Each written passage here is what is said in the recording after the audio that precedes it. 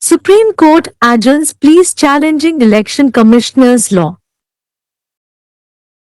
The Supreme Court today adjourned the pleas challenging the constitutionality of the Chief Election Commissioner and Other Election Commissioners Act, 2023, which removed the Chief Justice of India from the selection panel appointing election commissioners, ECs. The matter was listed before a bench of Justices Surya Kant and N. Kotiswar Singh at serial number 41. However, in terms of yesterday's exchange, it was mentioned by Advocate Prashant Bhushan when the bench assembled in the morning, requesting that it be heard on priority. At the time, Justice Kant indicated an inclination to take up the matter after another case. However, Solicitor General Tushar Mehta, for Union, sought an accommodation, pointing out that he was occupied in a hearing before CJI Khannalat Constitution Bench. Bhushan objected to the request, saying that there are 17 law officers with the Union and every matter can't be adjourned simply because the SG is occupied in another court. The SG was displeased by Bhushan's remark and said, "Let's not stoop that low." The bench, on the other hand, conveyed to the SG that it would accommodate his request if he does not get free from the Constitution Bench hearing. Thereafter, the bench proceeded with the other matters. Later, the pleas were mentioned twice, however, were not taken up for hearing.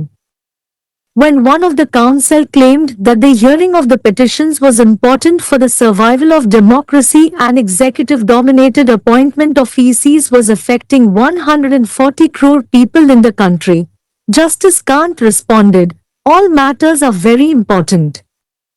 We don't think that any matter is superior." Before rising, the judge told Bhushan to take a chance on 19th March, tentative date, to be confirmed once the order is uploaded. Background: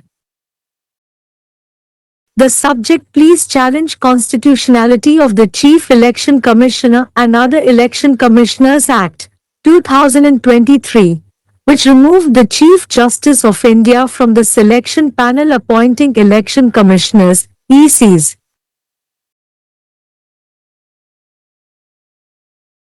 The Election Commissioners Act was passed by the Parliament in December 2023, few months after the Supreme Court in March 2023 ruled that ECs should be appointed by a panel comprising the Prime Minister, the Leader of Opposition and the Chief Justice of India till a law is enacted. The court passed this direction to ensure that the ECs are appointed in an independent manner, free of influence by the executive.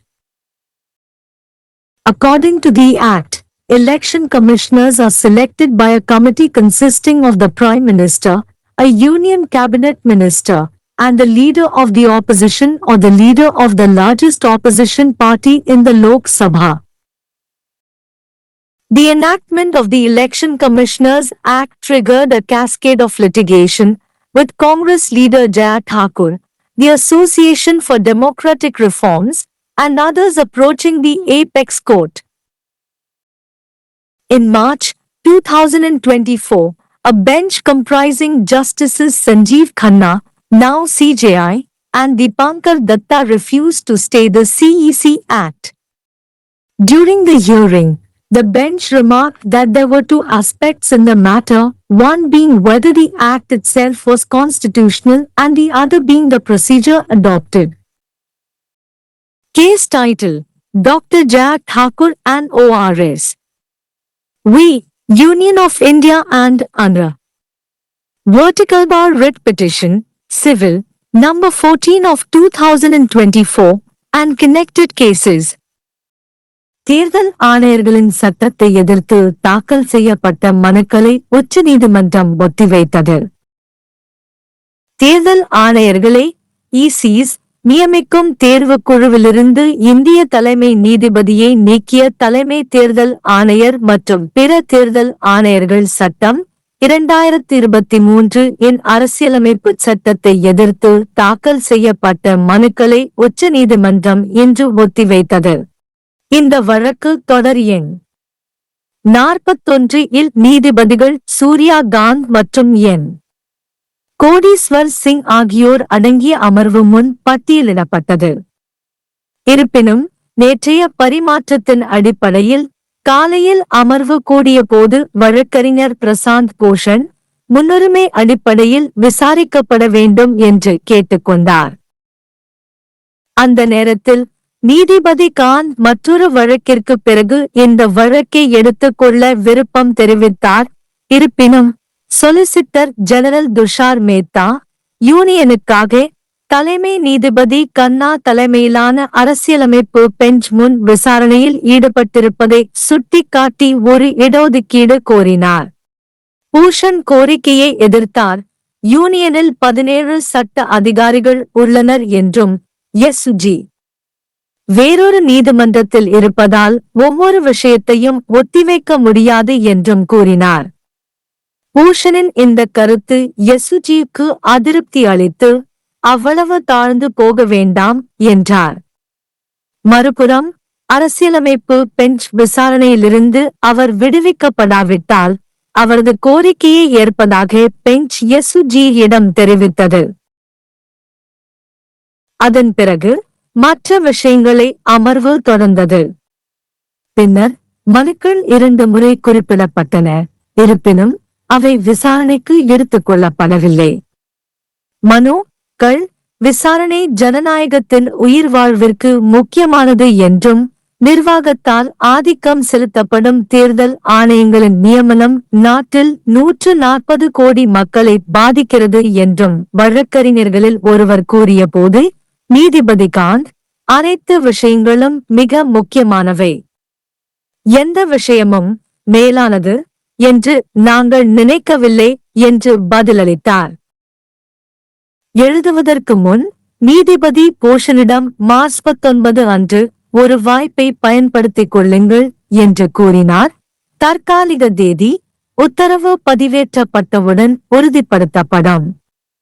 பின்னணி தலைமை தேர்தல் ஆணையர் மற்றும் பிற தேர்தல் ஆணையர்கள் சட்டம் 2023 இன் அரசியலமைப்பு சட்டத்தை இந்த வழக்கு தொடுத்துள்ளது. இது இந்திய தலைமை நீதிபதியை தேர்தல் ஆணையர்களே இசிஸ் நியமிக்கும் தேர்வுக் குழுவிலிருந்து நீக்கியது. மார்ச் 2023 இல் உச்சநீதிமன்றம் பிரதமர், எதிர்க்கட்சித் தலைவர் மற்றும் இந்திய தலைமை நீதிபதி ஆகியோர் அடங்கிய குழுவால் தேர்தல் ஆணையர்கள் நியமிக்கப்பட வேண்டும் என்று சில மாதங்களுக்குப் பிறகு டிசம்பர் 2023 இல் தேர்தல் ஆணையர்கள் சட்டம் நாடாளுமன்றத்தால் நிறைவேற்றப்பட்டது. தேர்தல் ஆணையர்கள் சுயாதீனமான முறையில் நிர்வாகத்தின் செல்வாக்கு இல்லாமல் நியமிக்கப்படுவதை உறுதி செய்வதற்காக நீதிமன்றம் இந்த உத்தரவை பிறப்பித்தது. சட்டத்தின்படி பிரதமர், மத்திய அமைச்சரவை அமைச்சர் மற்றும் எதிர்க்கட்சித் தலைவர் அல்லது மக்களவையில் மிகப்பெரிய எதிர்க்கட்சித் தலைவர் ஆகியோரைக் கொண்ட குழுவால் தேர்தல் ஆணையர்கள் தேர்ந்தெடுக்கப்படுகிறார்கள். தேர்தல் ஆணையர்கள் சட்டம் இயற்றப்பட்டதும் தொடர்ச்சியான வழக்குகளை தூண்டியது. காங்கிரஸ் தலைவர் ஜெயா தாக்கூர், ஜனநாயக சீர்திருத்த சங்கம் மற்றும் பலர் உச்ச நீதிமன்றத்தை அணுகினர். மார்ச் 2024 இல் நீதிபதிகள் சஞ்சீவ் கன்னா, தற்போது தலைமை நீதிபதி, மற்றும் தீபங்கர் தத்தா ஆகியோர் அடங்கிய அமர்வு சிஇசி சட்டத்தை நிறுத்தி வைக்க மறுத்துவிட்டது. விசாரணையின் போது இந்த விஷயத்தில் 2 அம்சங்கள் இருப்பதாக பெஞ்ச் குறிப்பிட்டது. ஒன்று, சட்டம் அரசியலமைப்பு சட்டத்திற்கு உட்பட்டதா என்பது, மற்றொன்று ஏற்றுக்கொள்ளப்பட்ட நடைமுறை.